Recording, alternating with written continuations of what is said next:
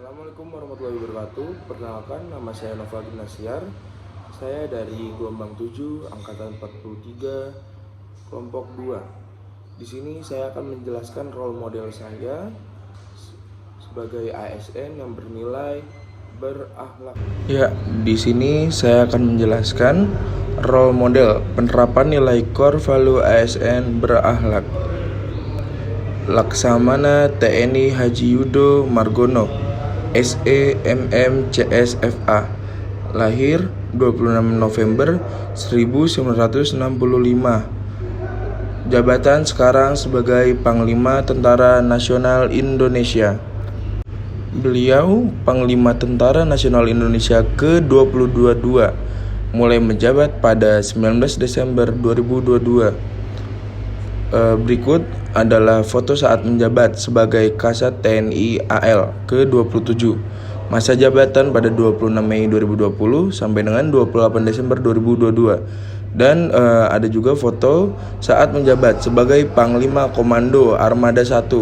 Masa jabatan 15 Maret 2018 sampai dengan 24 September 2019.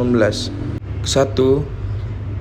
Berorientasi pelayanan. Laksamana Yudo Margono berkonsentrasi pada sejumlah isu utama terkait sumber daya manusia di lingkungan TNI. Pertama, peningkatan kesejahteraan prajurit TNI beserta keluarganya. Kedua, menegakkan disiplin internal melalui pembinaan doktrinal terutama di wilayah perbatasan dan daerah rawan konflik. Menurut Lis, penegakan disiplin internal itu terkait dengan pembinaan mental prajurit. Selain itu, perilaku prajurit yang disiplin juga perlu mendapat perhatian. Kedua, akuntabel. Yudo Margono hadir ke hadapan Komisi 1 DPR hari ini. Ia didampingi oleh Kapolri Jenderal Polisi Listio Sigit Prabowo dan Kasat AD Jenderal TNI Dudung Abdurrahman dan Kasat Udara Marsikal Fajar Prasetyo. Tes kelayakan ini rencananya akan dimulai dari proses pengecekan data pribadi Yudo Margono oleh masing-masing fraksi di Komisi 1 DPR. Nantinya, pertanyaan kepada Yudo tidak hanya berkaitan mengenai isu pertahanan semata, namun juga kesejahteraan prajurit. 3. Kompeten.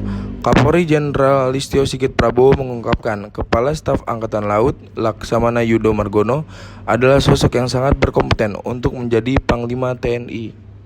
Keempat, harmonis.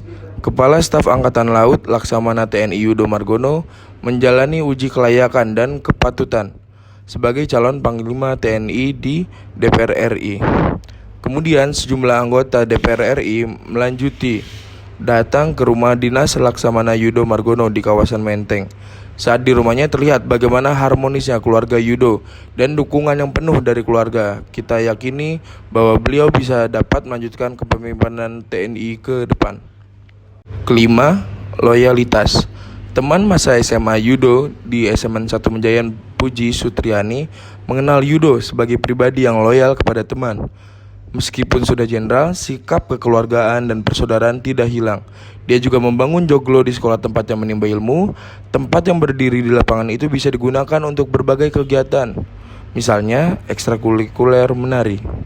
Keenam, adaptif. Mabes TNI di bawah kepemimpinan Panglima TNI Laksamana TNI Yudo Margono merasa perlu melanjutkan kembali upaya pembaruan hukum Undang-Undang Nomor 34 Tahun 2004 tentang TNI yang telah dijalankan di Mabes TNI antara tahun 2010 sampai 2015. Panglima TNI Laksamana TNI Yudo Margono memastikan bahwa revisi undang-undang ini tak akan mengembalikan posisi TNI seperti yang telah dicatat dalam sejarah sebelum reformasi 1998. Akan tetapi, justru itu memperkuat reformasi TNI dalam menjala. Ketujuh, kolaboratif. Panglima TNI Laksamana Yudo Margono meminta pasukan pemukul reaksi cepat TNI untuk memperkuat fungsi dan tugas implementasi konsep gabungan untuk mewujudkan sinergi dan kolaborasi Trimatra TNI.